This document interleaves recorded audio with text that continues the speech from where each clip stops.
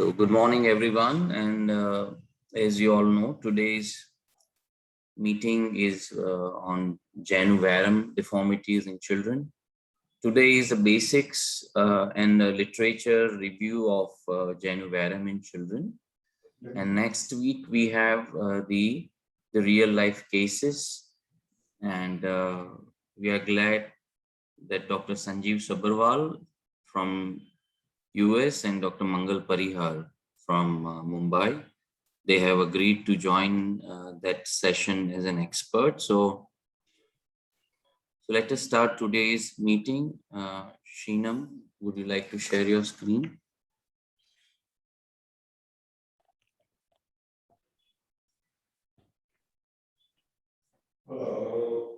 Let me see. Multiple, yeah, I think. Now you can share your screen.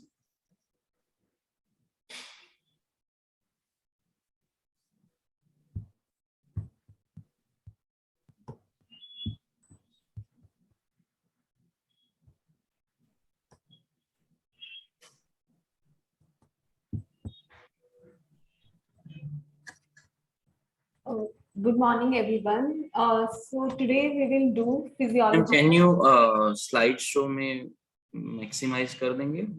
Yes, sir. Start from the beginning slideshow.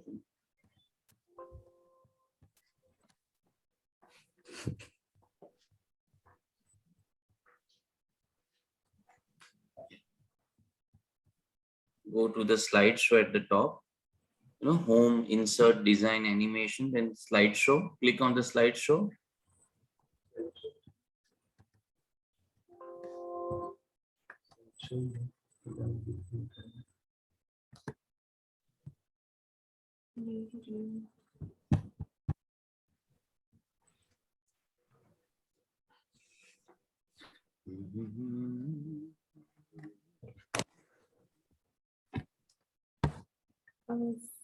So may I start? उसकी screen पे slide show open है sir, but somehow it's not showing. How come is this? ऐसा क्यों है? तेरे में शालीन ऐसा दिख रहा है जैसे स्लाइड्स हैं? हाँ, मेरे में भी बाकी स्लाइड्स भी दिख रहे हैं. तो एक बार बंद करके चालू कर. हाँ, स्लाइड शो में जाइए ना इधर. हाँ. Is it okay now? Okay, still. हाँ. Is it still the same? Yeah, the same.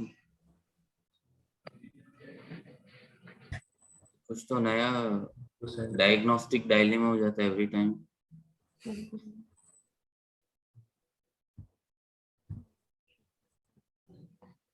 Rejoin करिए.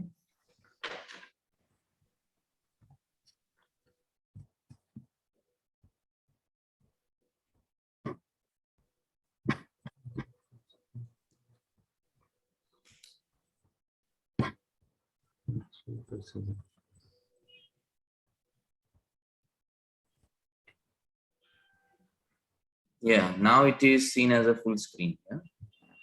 Yeah, Sheenam, go ahead now.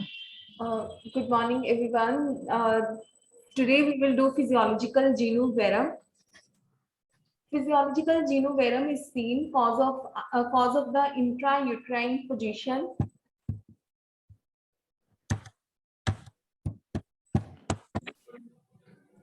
Physiological genu varum. Physiological genu varum is a deformity with a tibiofemoral angle of at least 10 degrees of varus. Irradiographical normal physis and apex is lateral, bowing of the proximal end of the tibia and often the distal end of the femur. In physiological genu varum, there will be normal physis and normal epiphysis. But if we talk about the pathological genu varum, there will be abnormality of the physis and metaphysis. Here it is shown that it is a physiological varus. It is a radiographic picture of the varus, and it gets corrected on its own at the age of 2 years. At 6 to 12 months, there is moderate genu varum with which the child is born. And at 18 to 24 months, at around 2 years, legs get straight. And at 4 years, there will be valgus. And at 6 years, it will increase to 7 degrees. Here there is telling us curve where it is shown that when we are born, we born with varus, and at 2 years it gets corrected, and at 4 years valgus is there, and at 7 years there is 7 degree of valgus, which gets decreased to 1 to 2, which get decreased to 5 to 6 degrees at 11 years. Here are zones, that mechanical axis zones. If we divide the knee into quadrants, there is ideal mechanical axis would bisect the knee and passes from the center, and in the physiological range is -1 to +1. If it is in the more medial or lateral zones, that is 2 or 3, it will manifest the symptoms, and there will be gait disturbance, which will need intervention. Here is the paper which supports this normal limits of knee angle in white children, Genu varum and Genu valgum.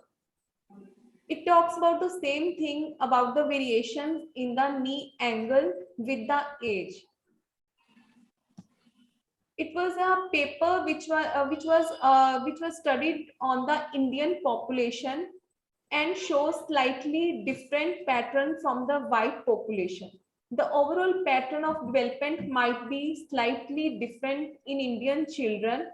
There is early reversal of physiological varus at less than 2 years of age and late peak of maximal valgus at the knee.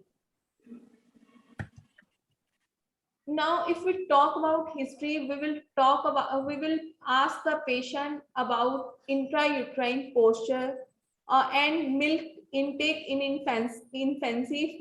If his or her feeding pattern is good or not, we will ask the parents that if it is progressive or not. It was it was with the birth or not. If it is in the birth time, it may be physiological.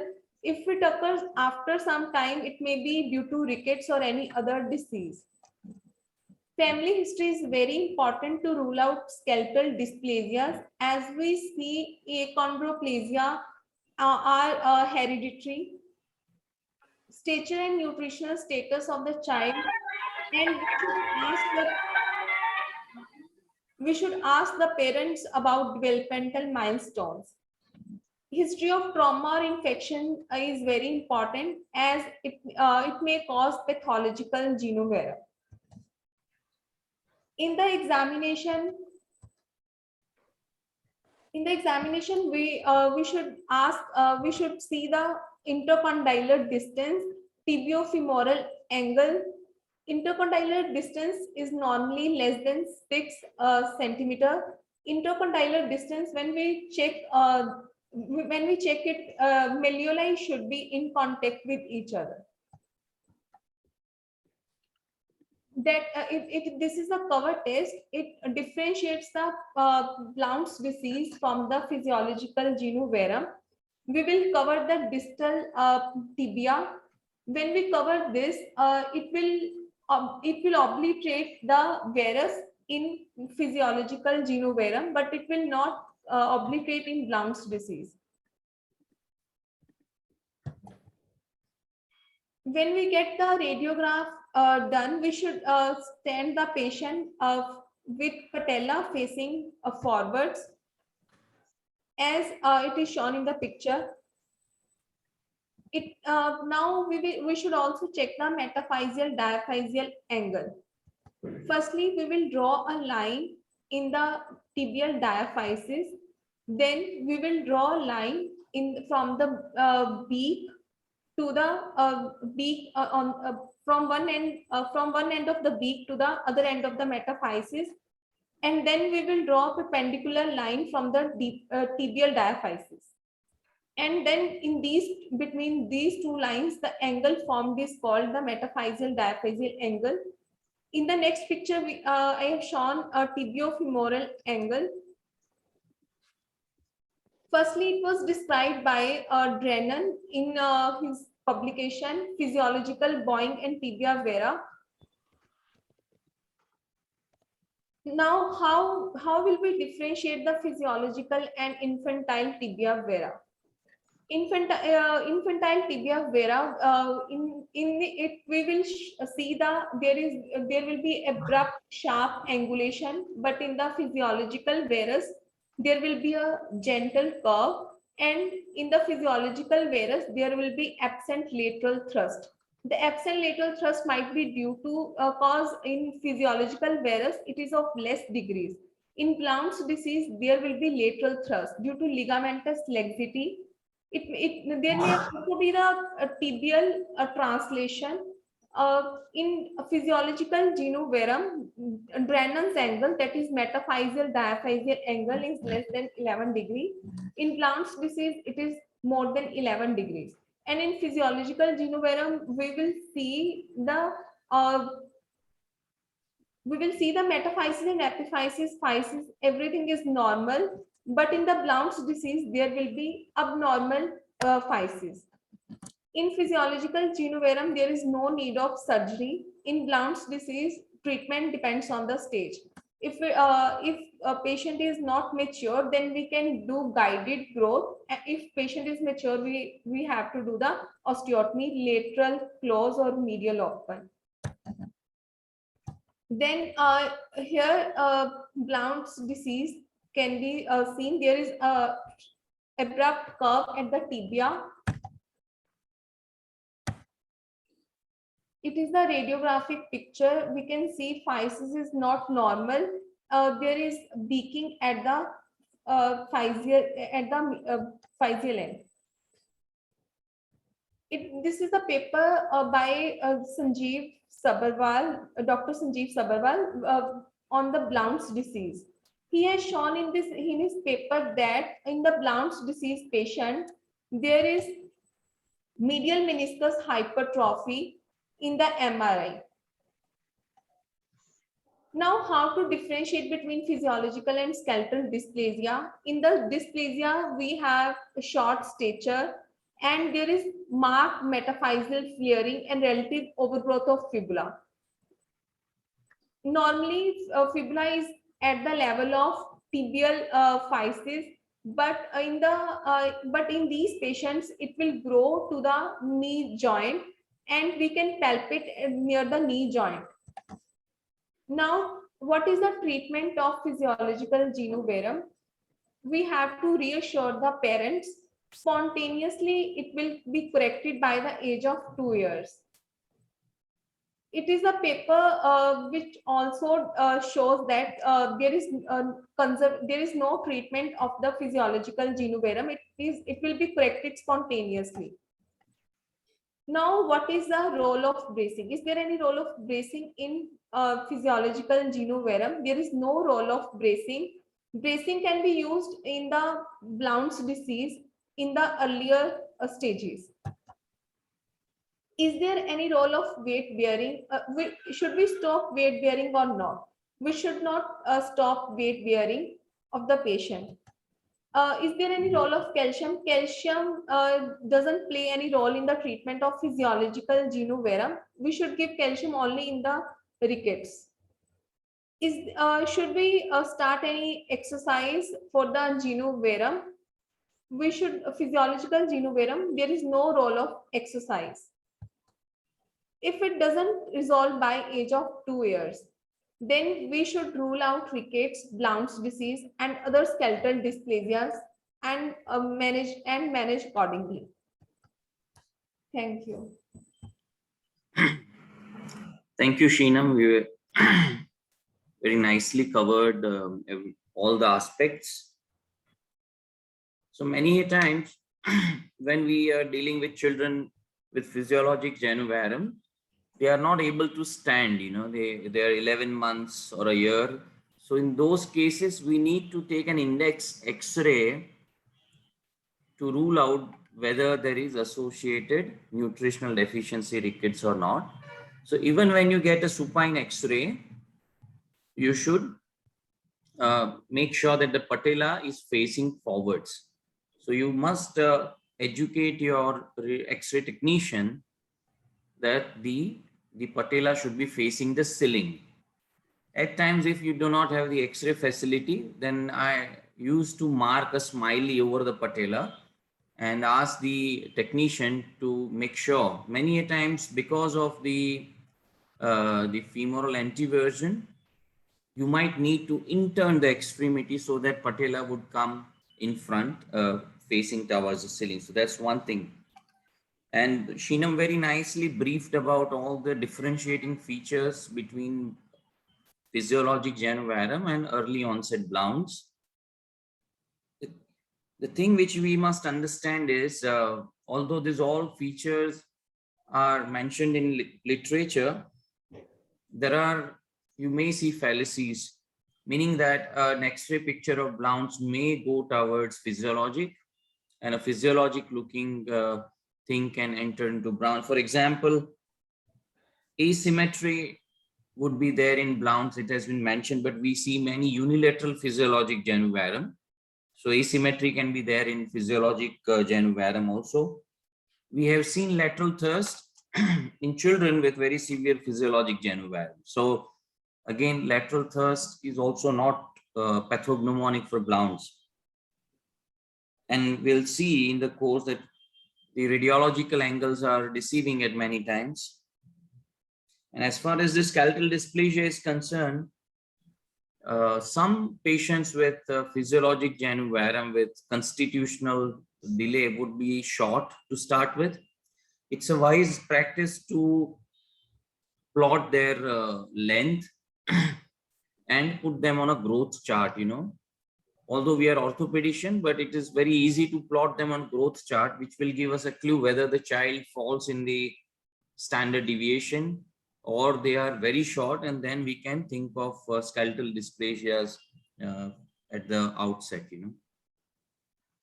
And the very important point is, in the skeletal dysplasia, we see fibular length is more, and fibula is overgrowing the tibial physis. So that's something which one should remember while look at the X-ray, and there's an early sign of skeletal dysplasia. Yeah, any other comment from anyone, or we will move on to the next presentation. If you have comment, you put in chat box. I have a comment to make. Yes, Gaurav. Rather, it's a question. So, is there anything which can definitely which can clearly differentiate between early Blount's and physiological Genu varum? I have, in my experience, in last 15 years, we have treated only 3 or 4 Blount's cases. I have surgically treated. So what I have been feeling that the overall incidence of Blount's in Indian subcontinent is relatively less. So and as we know that when we diagnose common things, you are commonly right, and uncommon things, you are rarely right. But what is more important is the progression of deformity, noticing the progression of deformity.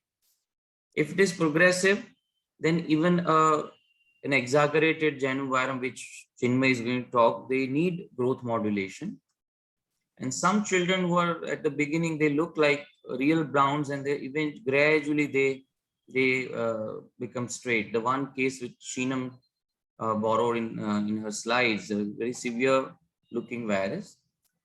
So it is those who are very typical case of Blount's, we can differentiate, but we have to remember that we can wait till some time and see the natural course.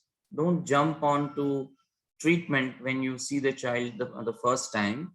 You might observe them at 3 monthly interval, and if it is progressing, then you might need treatment. Otherwise, sometimes we end up doing over treatment. So could I answer your question, Gaurav? Yes, sir. Thank you, sir. Now, in 15 months child, how we can differentiate whether it is physiologic or Blount's? Right. So the first question is, which I think Charlene would cover, that why we need to differentiate between these two at this early. Because earlier it was thought that Blount's disease also go through the sequence of morphologic changes in growth plate, and they mentioned that Lenges-Skeold, when it progresses to Lenges-Skeold type 4, then this growth plate changes are irreversible, and so this child would need repeated surgical interventions throughout the childhood. That's why we don't want them to progress to that severe Blount's. So, and then there is some evidence that there is role of early bracing. If the bracing is started before 3 years in Blount's, then it can be prevented from progressing. Now, but as we see more and more confusion in the X-ray findings, which would, there is no X-ray test which tells you that this is a pure Blount's. So the key thing for me is to see the progression. Okay, so at 15 months it is difficult, but you have an index X-ray at 15 months, and then you follow that child for 6 months, and if you see progression, then it is worrisome and you need to treat them. How often do we keep the child on follow-up if we diagnose physiologic Janus Varum? That's a very important question from Puneet. So what I do is, if it is physiologic, there is no nutritional deficiency, then we follow. We do not take X-ray at each visit, but at times we ask families to take a standing photograph in their smartphone from the front and back on the every monthly basis. And as you say them this, and they would tell you that it has not progressed. So if the deformity is static or non-progressive, then you don't need to repeat X-rays. X-rays are done if there is any doubt that this deformity is progressing. So we tend to follow them up till 3 months, and we see that after 2 years, they enter from a Janus Varum to Janus Valgum thing. And some of them who have tibia vara, the global tibial rotation, tibial intorsion, it takes little longer time to resolve, but the knee deformity changes from varus to valgus, usually at 2 years or a little bit before that. Fine. Any other question, or we shall move on to the next? Yeah, Chinmay, please move ahead. Yes. Good morning, all. Myself, Dr. Chinmay. So next topic in today's lecture is exaggerated physiological Janus Varum in nutritional deficiency, the management. As Dr. Shinam covered all the examination part correctly, I will be focusing more on the natural history and how it progressed over the period of time, when to intervene surgically and when to intervene medical management. So whenever we are in the OPD, the concerned parents come to us around 2 years of their child, that his child is walk like a Walding gait, and they're concerned about his bowing appearance of the lower limb. Then we start examining the child. We go for the X-ray and look for any pathological changes in the X-ray, and we ruled out all the possible causes which cause the Janus Varum or the bowing of the legs at the 2 years of age. And after all the exclusion, we come up with the diagnosis that it must be a physiological Janus Varum. But again, on a different day with the same presentation, with the same presentation, parents come up with the children which suggestive of the bowing of the leg. We again start doing the X-ray, and we check for, if we are in doubt, we go for the biochemical parameters. All things are normal. We exclude all the possible diagnosis or the differential diagnosis, and we come up with that it must be a physiological Janus Varum. But why this is happen every time that we have to check for the X-ray and biochemical parameters? Because there is we have lack of clearation about the physiological variation in a Janus Varum, and what are the natural history of a knee angle which start from the birth up to the age of 10 years. Because of the lack of clarity in between these two parameters, we again and again stuck in the same question in every patient. So there are some literature published in the journals with a different population group, and they come up with the conclusion that up to the age of 2 years, Jenu Varam is Jenu Varam, and after that, the progressive vulgarization will occur. Speaking about the linear, what are the distal femur and proximal tibia angulation. The paper was published by the in a JPO 2030. It suggests that the distal femur continue to be present in varus until the age of 4.5 years, when medial lateral distal femoral angle become equal to 87.8 degree. Similarly, the varus in a proximal tibia disappeared by the age of 2.5 years, when the medial proximal tibial angle becomes equal to 88.8 degrees. In this paper, they mentioned that up to the age of 3 years, varus is normal, and after that, the vulgarization start. But these are all papers are conducted outside the India, and for Indian population, there is a Indian population, we need a specific parameters to look for when to varam start and when it goes into vulgarization. So in Indian scenario, these are the 2 papers published by Dr. Binoti ma'am and Dr. Madhuri ma'am, and they suggest that they give us the clinical parameters in Indian children. So as Dr. Shinam already mentioned, that the tibiofemoral angle, intercondylar distance, and intermalleolar distance are checked in the child. And in Dr. Binoti's paper, they come up with that the boys around the age of 5 years, the 7.5 degree of vulgarization is present, and girl around 6 years, the 9 degree of vulgarization vulgus is present. So in this paper, the girls will have the vulgus at the later age as compared to the boys. But in the previous literature, girls are getting vulgus earlier than the boys. So these are the main differential between the Indian and the Indian population and the foreign population. Similarly, the highest mean intermalleolar distance is 4.5 centimeter in a children age 5 years, and a minimum mean of 1 centimeter at the age of 9 years. So natural history of a knee angle. The knee angle at the age of 2 years averages around 1 degree of the valgus. The valgus angle up to the 11 degrees is normal. Age group is 5 to 6 years.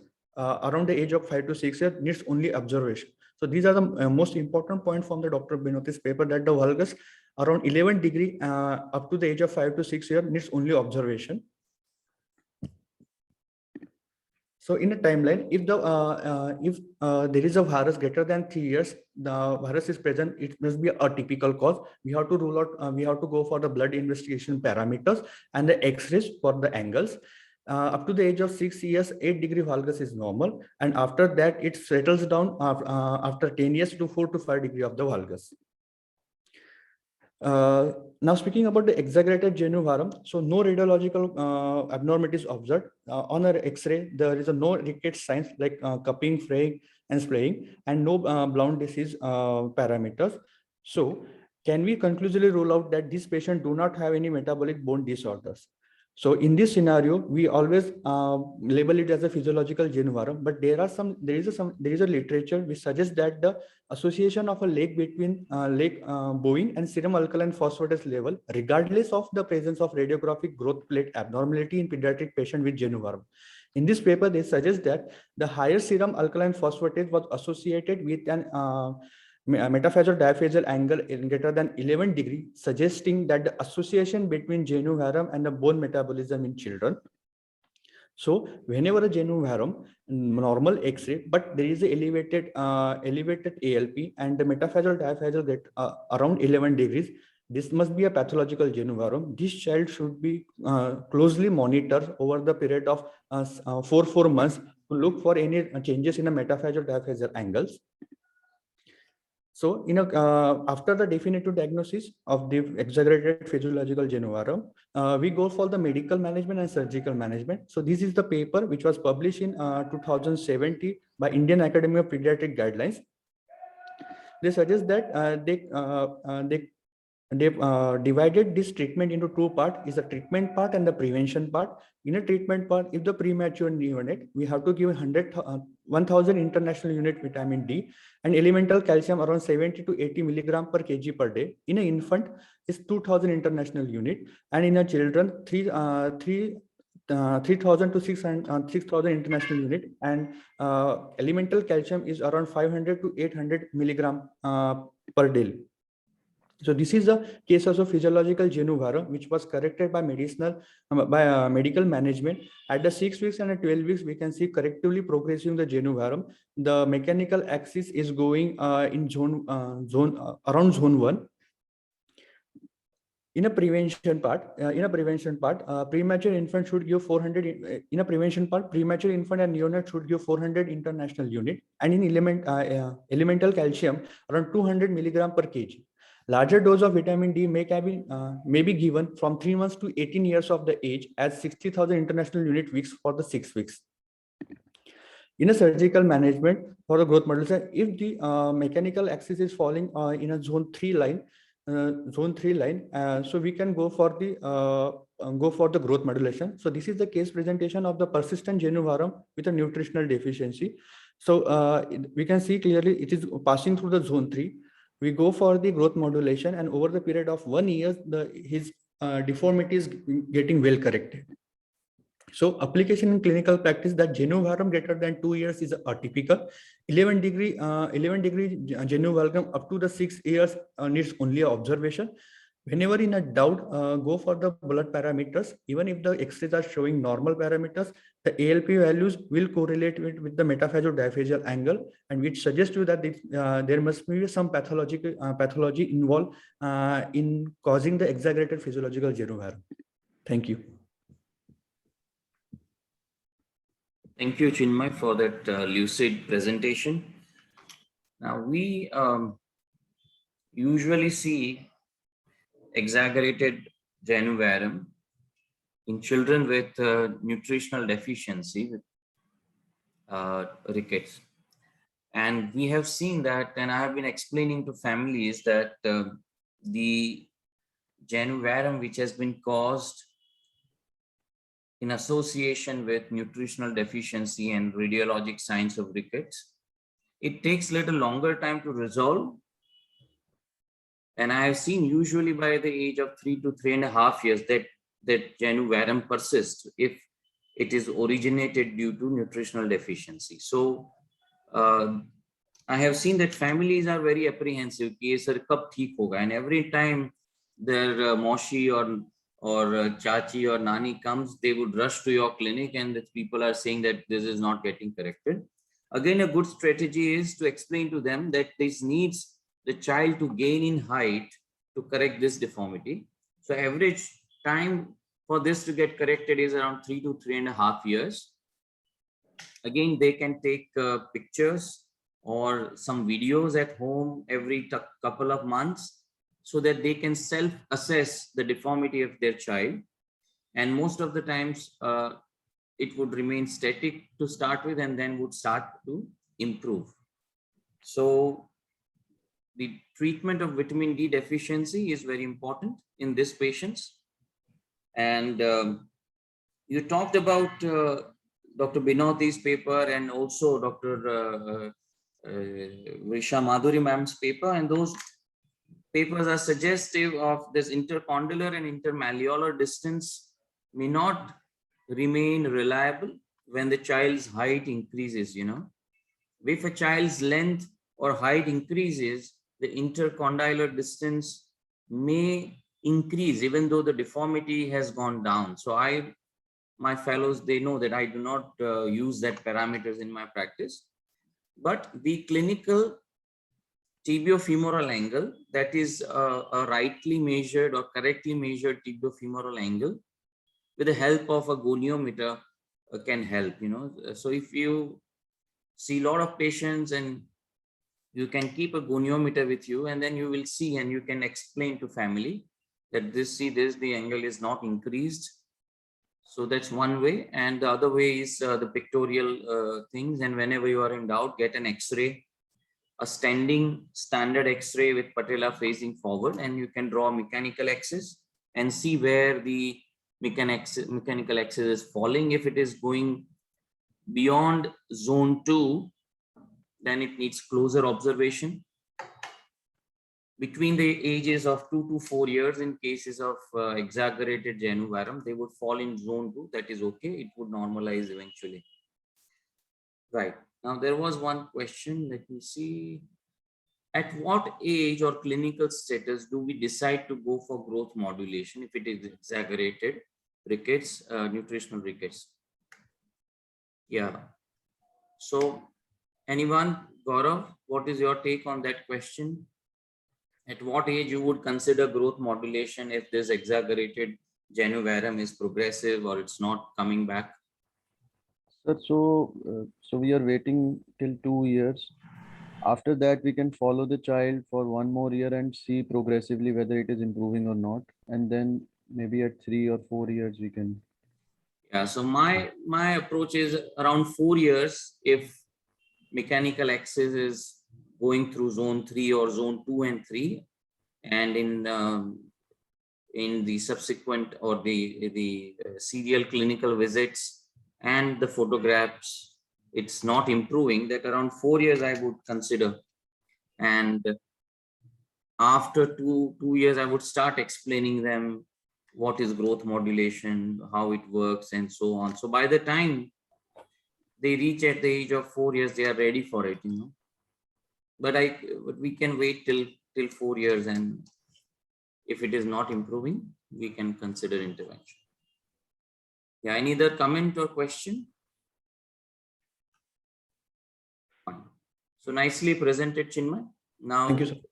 who is going to present now? Sir, Okay, sir, Gaurav. So yeah. Gaurav, go ahead.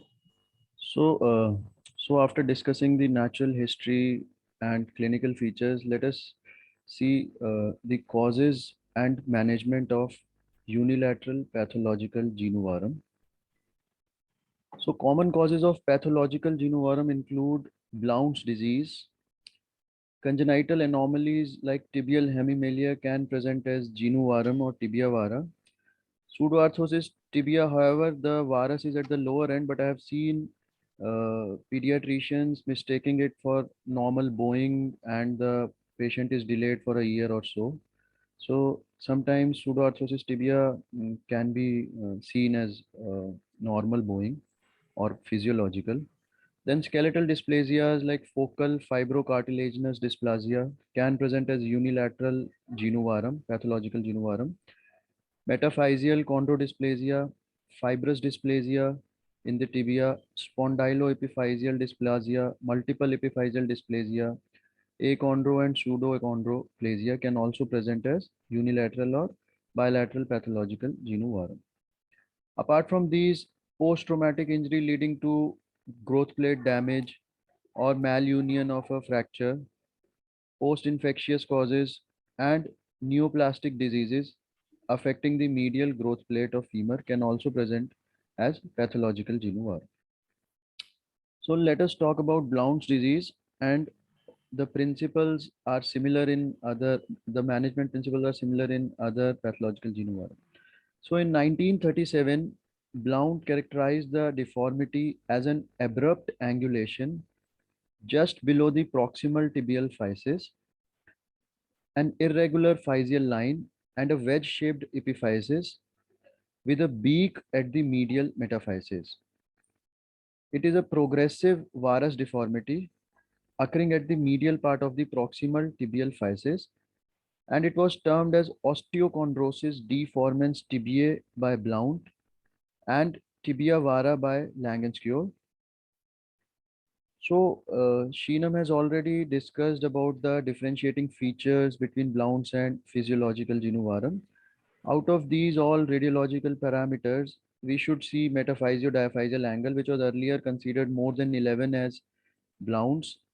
But after that, there was one more paper which described that more than 16 should be considered as Blount's and less than 16 can be taken as physiological, although it is not a conclusive parameter. Apart from that, we can see percentage deformity. I mean, the varum, how much is coming from the femur and how much is coming from the tibia. If more of varum is coming from femur, then it is more likely physiological. And if more of it is coming from tibia, then it is more likely that it can be Blount's. So now the types of Blount's, so they are classified either as early or late onset, early less than 4 and late more than 4, or it can be classified as infantile and adolescent. Some people have also included juvenile Blount's, which is a controversial term. So infantile is any bowing which is fitting into the characteristics of Blount's less than 3 or 4 years, and adolescent is after 9 years. So anything in between can be called as juvenile Blount's disease. So although they are termed as infantile and adolescent Blount's, but they are strikingly different from each other. So physial changes are progressive and more severe in infantile Blount's, whereas they are mild in adolescent Blount's. Physial bar formation is more frequent in infantile as compared to adolescent. Metaphyseal changes are progressive in infantile and need repeated interventions or recurrences. Joint deformity and internal tibial torsion are commonly seen in infantile Blount's as compared to adolescent Blount's. So regarding etiology, still we don't completely know the etiology of Blount's, but most researchers believe that it is basically an overload phenomena and some defect in endochondral ossification leading to proximal posterior in the proximal posteromedial tibial physis, leading to inhibition or permanent growth arrest at that region. And it is usually due to supraphysiologic compressive forces, as most of the Blount's kids are obese. So infantile Blount's was classified by Langenskiöld into 6 types on the basis of metaphyseal angulation, metaphyseal varus, and the depression of the medial tibial plateau and the medial growth plate. And on the progression of this is further divided into 6 types. The first 2 are called can be reversed with splinting, and splinting can be used. Till 4 restoration is possible, but after 4 these kids, as sir told, need repeated interventions. So I will be touching the basics of management. So now, what are the problems of management? Tibial deformity, we know that apart from the varus component, there is a internal tibial torsion also. So which should also be corrected, and around 5-10 degrees of external rotation over correction should be achieved. Joint deformity, so there can be depression of medial tibial plateau, which depending upon the growth may need elevation. Physial bar formation leading to complete growth arrest. Limb length inequality, especially in unilateral Blount's disease. Infantile Blount's has recurrence of deformity because of complete growth arrest on the medial physis. And while doing proximal tibial osteotomy, especially double osteotomies, there can be neurovascular complications. So we should be very, very cautious about that. So the aims of treatment include restoration of normal alignment of the tibia, and every case should be well planned with all the radiological parameters. The angle should be drawn, MRI, CT, whatever is required to see the physial bar should be done. Then, so we have to restore the normal alignment of the tibia. Then we have to correct the joint deformity. If there is a depression, then we have to elevate the plateau. We have to equalize the limb length, and we have to maintain the correction, have frequent regular follow-ups and avoid recurrences, and we have to prevent the neurovascular complications. So what all factors to be considered for treatment? So first stage of the disease, if a child is coming to us who is less than 2 years and is stage 1 or 2 Langenskiöld, we have to give a attempt of uh, uh, uh, orthosis or a splint. Then we have to see whether it is unilateral or bilateral and what amount of growth is remaining. If more than 2 years of growth is remaining, then we can use hemiepiphysiodesis, lateral physial hemiepiphysiodesis. If there is a suspicion of physial bar, we have to get an MRI and CT to delineate it. However, the results of physial bar excision are poor in this case. And apart from that, we have to see the general medical condition, because these are obese kids. They may have type 2 diabetes, sleep apnea, thyroid disorder. So we should see the child in toto. So treatment options include non-operative, as I've told, like less than 4 years with early Blount's can be given a trial of orthosis. For tibial deformity, we can do tibial osteotomy. Depending upon the age of the child, we can do Rab's osteotomy, open or closed wedge osteotomy, and we can also do a Dome's osteotomy. Then if there is a tibial epiphyseal, the plateau depression, then we can do tibial plateau elevation, which can be done intra-epiphyseal or transphyseal, depending upon how much of the growth is left. Physeal bar resection can be done, however, the results are poor and this is not being done in routine. Epiphysiodesis if good amount of growth is left. And if there is limb length discrepancy, especially in unilateral Blount's, then along with the osteotomy, limb lengthening can be done with various external fixators. So these are in brief the type of osteotomies. This is a Rab's osteotomy, which is an oblique osteotomy in the proximal part of tibia. And this can help in correcting both the varus and the rotation. Especially this is used in early Blount's. Then if the amount of deformity is more, we can do a Dome's osteotomy or a open or a closing wedge osteotomy, and we can do lengthening with some kind of an external fixator. If there is metaphyseal varus, along with that there is plateau depression, we can do double level osteotomy where we can do a closed wedge osteotomy in the metaphysis and we can elevate the plateau and put this graft, or we can put fibula in this to elevate the plateau. Depending upon the growth remaining, we can do either a transphyseal if the growth is not much left, or we can do a intra-epiphyseal plateau elevation if growth is left to avoid damage to the physis. So this is a nice chart of treatment recommendation for infantile Blount's. So Langenskiöld stage 1 or 2, less than 4 years, we can use knee ankle foot orthosis or Genu Varam braces. Langenskiöld stage 3, 4 or 5 years of age, we can do Rab's osteotomy. In any kind of osteotomy, we should do anterior fasciotomy to avoid compartment syndrome. Langenskiöld stage 3 with more than 5 years of age, we can do other proximal tibial osteotomies. And as I told, we have to correct the rotation and rather we have to overcorrect it by 10 degrees. Stage 4 or 5 with some amount of growth left, we can do corrective tibial osteotomy with plateau elevation intra-epiphyseal with an intra-epiphyseal osteotomy. And if severe Langenskiöld stage with near skeletal maturity or physeal arrest, we can do a transphyseal elevation along with proximal tibial osteotomy. In cases of multiple recurrences, obviously we have to see what fits best, and depending upon that, we have to choose the treatment.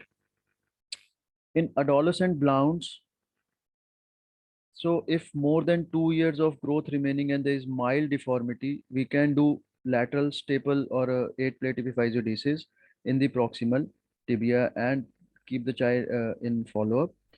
If there is less than 2 years of growth remaining, or if the deformity is severe and we suspect that it can't be corrected by lateral staple epiphysiodesis, then we can do a corrective osteotomy, and depending upon the limb length discrepancy, we can do lengthening also with an external fixator. In cases of bilateral adolescent Blount's with less than 2 years of growth remaining, we can do corrective osteotomy proximal to the tuberosity, because not much of the growth is remaining. And if it is more than 2 years of growth remaining, then to avoid any physeal damage, we can do a subtuberosity or a corrective osteotomy distal to the tibial tuberosity. So apart from that, after Blount's, another cause of unilateral pathological Genu Varam is focal fibrocartilaginous dysplasia. It is a rare benign bone dysplasia which leads to unilateral varus of the tibia. It is most commonly seen in infants and toddlers, and you can see knee hyperextension and lateral thrust also. X-ray shows an abrupt varus deformity at the metaphysio-diaphyseal junction with cortical sclerosis at the medial tibial cortex, and it resolves or it corrects by itself, and majority of times it usually needs only observation and rarely a surgical correction is required. Apart from this, other causes include post-traumatic, post-infectious, and neoplasia affecting the medial physis. And depending upon the deformity, if it is a malunion, we have to do a corrective osteotomy. If there is a physial involvement, then if the bar is there and that is amenable to resection, we can resect the bar. And if it is bar with a progressive deformity, we can resect it and do a corrective osteotomy. Or if significant amount of growth is left, we can do growth modulation. So depending upon the deformity, we can follow these principles of which I have discussed in Blount. Thank you. Yeah, Gaurav, such a nice description of the unilateral Blounts. Any questions or any comment by anyone? My question to you, Gaurav, it is in the chart which probably you took from Dr. Joseph's book. You mentioned milder deformity, you can do growth modulation. Now, is there any quantification of this in papers, like less than 20 degrees, you can do growth modulation? If it is more than 20, you should couple it with osteotomy. Is there any, I remember that I have read it somewhere that more than 20 degrees, it's not amenable for only growth modulation. What is it? So I agree with you, sir. So not in relation to Blounts, but I have seen that if there is a physial bar with a progressive deformity, so it is well mentioned that if the deformity is more than 20 degrees, apart from resecting the bar, we should do a corrective osteotomy.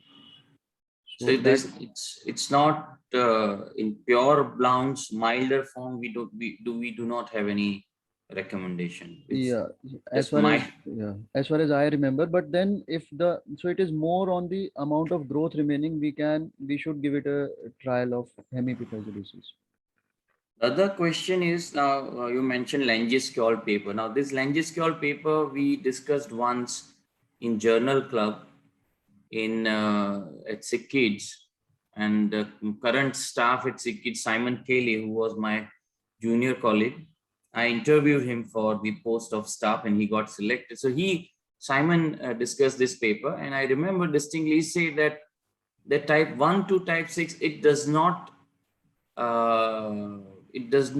represent the natural history of disease, meaning that some Blount patients you see earlier at 2, they would jump to type 4, they would bypass. So that's what he studied, and he said that this is not representing a natural history of untreated Blounts, but they may achieve different forms as they progress. So have you read this Langes-Kjol paper in details, or you just read the references? Yes, sir, I haven't read it in detail. But we should read. That's very interesting paper. Another thing was that this paper was based on very small number of patients. You know, we have been following some historical papers which is based on very few number of patients. Statistically, it will be highly unpowered studies, but we follow them like Bible and Gita. So it's now time to dig into the original article and find out what are the problems with that article. Can we keep on relying on those facts? Then some of them are based on Caucasian population, some of them are based on the Chinese population. So whether really can we apply this to our children? So we should find out Indian papers depicting this.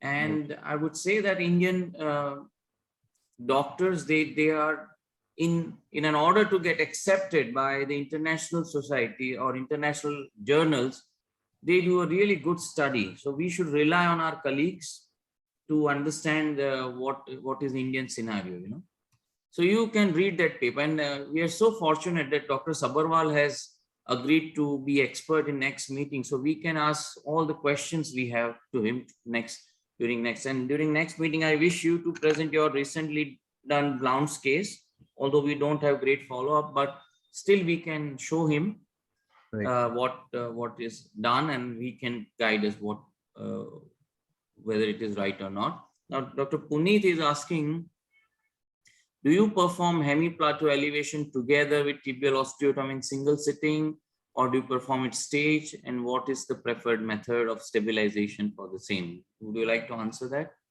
Yes, sir. So I have done 4 hemiplateau elevations simultaneous with the metaphyseal correction, and all of them went well. And there's no post-op complication. There might be some relatively less correction of the elevation. So both can be done at same stage, but then now many more and more people are coming up that we should do them staged. So I don't know. I mean, we can ask this with Dr. Sabharwal. We see the advantage of doing them in single stage is you do fibular osteotomy. Yes, sir. Now you don't do osteotomy, you remove a part of fibula. So that when you do the plateau elevation, you can use that fibular strut to be placed in open wedge. So you have to use lamina spreader. And as we do the calcaneal lengthening, you put your lamina spreader anteriorly so that you can put your graft posteriorly, because posteriorly it is more depressed. And then you have to plateau. If you do plateau elevation and you are not correcting the mechanical axis, then the deformity is undercorrected. And if by chance between stages child keeps on weight bearing, then the plateau may go may get depressed again. Secondly, they have rotational deformities also, as Gaurav said. So you have to correct the rotation, and either you do a closing wedge, and it's very easy. The key to prevent the complication is you do a subcutaneous fasciotomy, which should be done in all the cases where you are doing extensive surgery. So, and it is fairly straightforward. Take a Mayo or Caesar and just open the fascia over tibialis anterior, and that will take care of, you can put a drain to prevent this hematoma to happen. So it should be done in single stage, and that will give you the pure correction. Secondly, it will also reduce your in-plaster time, because they need almost 6 to 8 weeks of plaster stabilization. And we have a few 1 or 2 cases of Blount's we will discuss next week. So Puneet, you can remain present during that meeting. Fine. So let's move on to today's final talk by Charlene about pathological and bilateral genu varum. Charlene, please share your screen. Rudra, do you have any comment? You are here and silent. Rudra seems to be busy. Okay. Yeah, Charlene, go ahead. Good morning, everyone. So today, my topic for today is bilateral pathologic genu varum. So bilateral pathologic genu varum can come under different headings that can be physiological. Metabolic causes can also cause bilateral genu varum, and others such as dysplasia syndromes can also cause pathologic bilateral genu varum. So non-physiologic bilateral bow legs can be caused because of dysplasia, osteogenesis imperfecta, infantile tibia vara, hypophosphatemic rickets, and some underlying syndromes. So this is the normal histology of the growth plate, and the physis is covered by the collagen and various layers of cell, which causes formation. And because of the surrounding periosteum, it is restricted in its growth on the sideways, and it grows longitudinally. Various zones of the physis are affected in different kinds of dysplasias. As shown here, the proliferative zone is affected in achondroplasia, and the reserved zone in Gaucher's and diastrophic dysplasia. So skeletal dysplasias is a disease where there is disordered bone formation. There are over 180 kinds of skeletal dysplasia in the international nomenclature of constitutional diseases, and there are some classical features of skeletal dysplasia which would help in diagnosing and differentiating them from other causes of bow legs.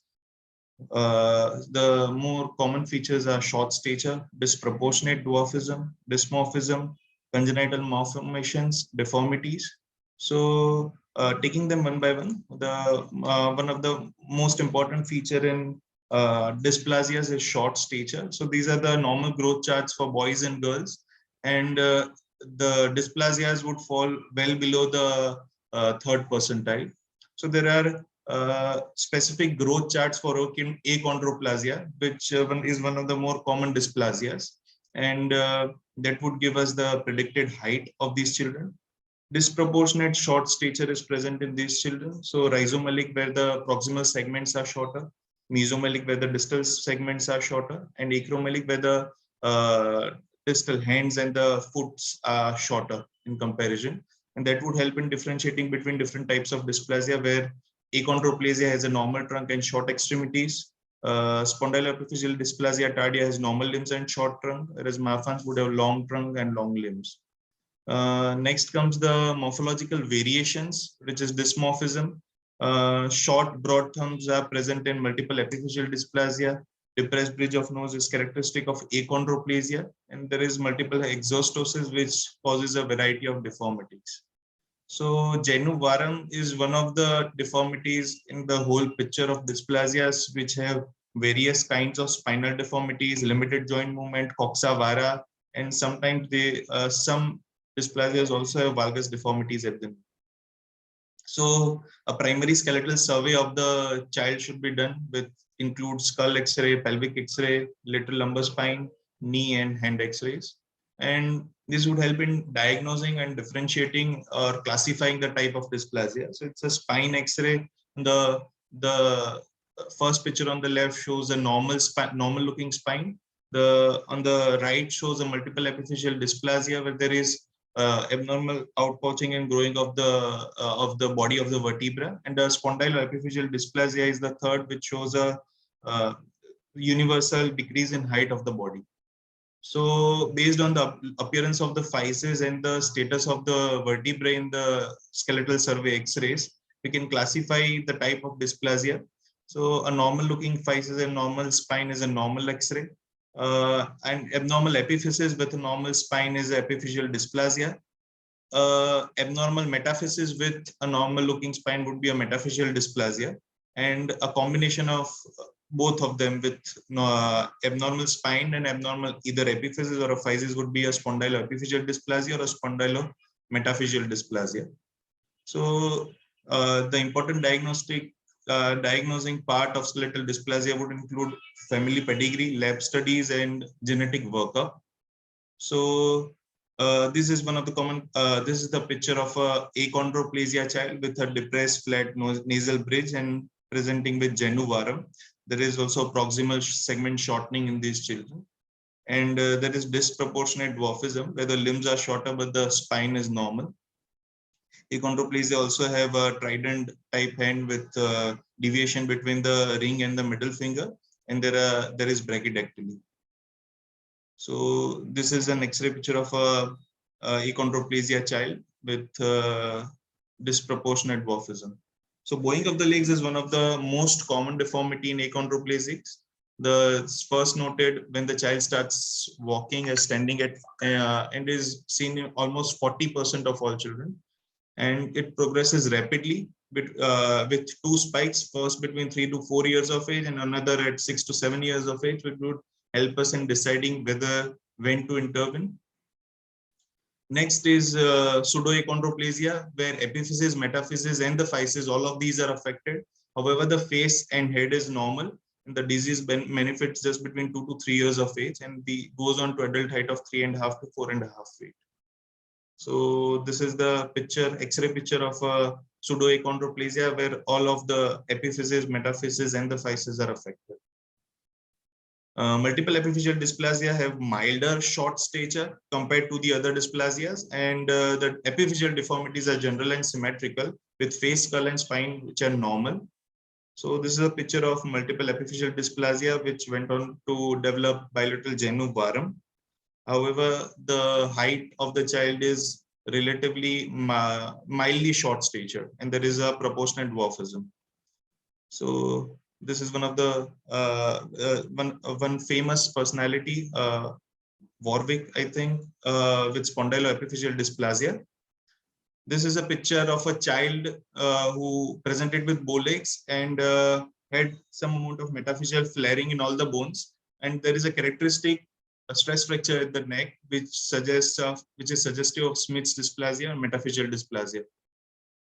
This another child presented to us with bow legs. X-ray survey showed metaphyseal changes, and there is classic sparse hair, gray hair with absent eyebrows and a bowing of the forearms as well as the legs. This is McKusick syndrome, which is a type of metaphyseal dysplasia. So in short, this would be the sequence of steps to diagnose skeletal dysplasia: short stature, then we have to determine the site of disproportion, the segment of the limb that is short, and identify dysmorphism and the deformity. Categorize the radiological involvement. Lab evaluation and genetic study would help. Family pedigree chart would also help to find out the autosomal dominant and X-linked causes.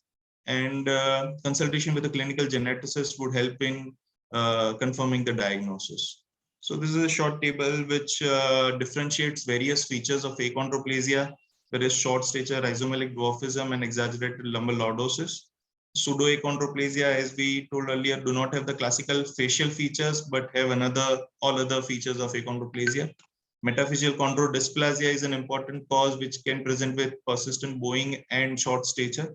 Multiple epiphyseal dysplasia is an autosomal dominant condition where mild short-limb dwarfism with brachydactyly and irregular epiphyses on radiographs. And cartilage hair hypoplasia is the last case which we showed earlier, which is a McKusick syndrome.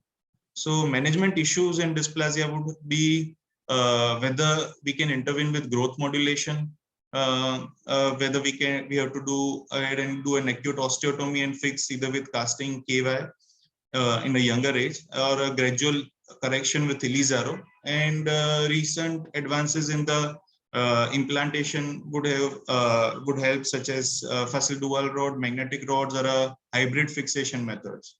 So problems with growth modulation, there is a extremely slow rate of growth in dysplasia. So as shown here, a child at 8 years with bow legs with achondroplasia was intervened with growth modulation, and even after 6 years, the deformity did not correct, and ultimately an osteotomy was required. Also, the whether we can intervene with growth modulation in these children would be difficult to decide, because the classic Sjogren's classification of the physeal growth would not be applicable, because the X-ray picture in these children is quite different. However, multiple epiphyseal dysplasia, as we showed earlier, has a relative short stature. So there is quite a lot of growth present in these children. And as shown in the X-ray pictures, sequential X-ray pictures here, growth modulation can be used in these children with appropriate correction. This shows hypercorrection at 13 years, and on plate removal, the growth rebounded, and a normal axis at mechanical axis at the end of maturity. So another issues in these children is multiple origin of deformities. For example, various papers over the years have studied the presentation or the cause of genu varum in achondroplasia. So Ponseti in 1970 had first mentioned that failure of end chondral ossification leads to the undergrowth of tibia and overgrowth of fibula, causing a relative discrepancy in the length of tibia and fibula, which might be one of the cause of genu varum and needs to be addressed. Various papers over the years published have mentioned fibula overgrowth as a cause of genu varum. Stanley in this paper in 2002 has mentioned that overgrowth of proximal fibula and laxity of LCL, two important characteristics which need to be addressed while managing these patients. So a recent study in JPO 2006 has concluded that overgrowth, however, the fibular overgrowth does not correlate with the severity of genu varum. However, it's present. And a study by Song on development of genu varum in achondroplasia has shown that fibular overgrowth is responsible. So there are quite a lot of papers with different conclusions. So the X-ray of achondroplasia is shown earlier. There is mechanical access passing through the zone 3, and there is more than 5 degrees of joint opening suggestive of LCL laxity. So these need to be addressed in these children. So either an LCL plication or an overcorrection of the primary deformity would need to be addressed in these children. Also, as mentioned in the papers earlier, there is overgrowth of the fibula. So a recent study published in JPOB has compared 3 different techniques. One is acute correction of the deformity, second is acute correction with LCL plication, and third is distal tibia osteotomy and correction with gradual correction with Elizaro. And they have concluded all of these do lead to good outcomes. However, in older children, there is more of a distal deformity in the fibula, and that needs to be addressed. And in younger children, the deformity of the is more proximal.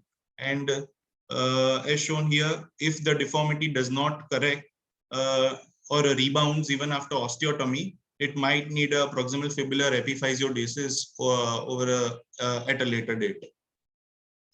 So next, important cause of bilateral pathological Genu varum would be X-linked hereditary hypophosphatemic rickets. It can induce various multiplanar deformities of the lower limb, and various causes of deformities in the bones in these children are renal phosphate wasting, impaired renal production of vitamin D3, and abnormal mineralization of bone.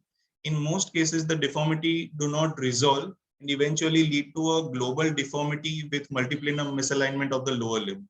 So classical picture of hereditary hypophosphatemic rickets is a global deformity of the femur in AP as well as the lateral view, and needs a correction of the deformity at the end of correction of the metabolic picture. So this is one of the X-ray showing a global deformity of the femur as well as tibia, and there is which was corrected by intramedullary nailing of the deformity. So similar picture we operated recently, where even after correction of the tibial deformity, the femoral deformity remained, and this shows that the tibia is already corrected, however the deformity of the femur remained, and we operated with intramedullary nailing and correction of the deformity. Recent study by Song has also mentioned external fixator combined with intramedullary nailing. However, they have experienced few complications where the pin track led to intramedullary infection requiring multiple surgeries later on. So clinical application from this would be to be aware of various dysplasias, and growth modulation does not work in these children unless attempted very early. And multiapical deformities in Bolex with skeletal dysplasia would need appropriate addressing of each of this deformity and various etiologies. So, thank you. So thank you very much, Shalin. That's nice coverage of the whole topic. And it was also, you gave a bit of idea about how to diagnose different skeletal dysplasias.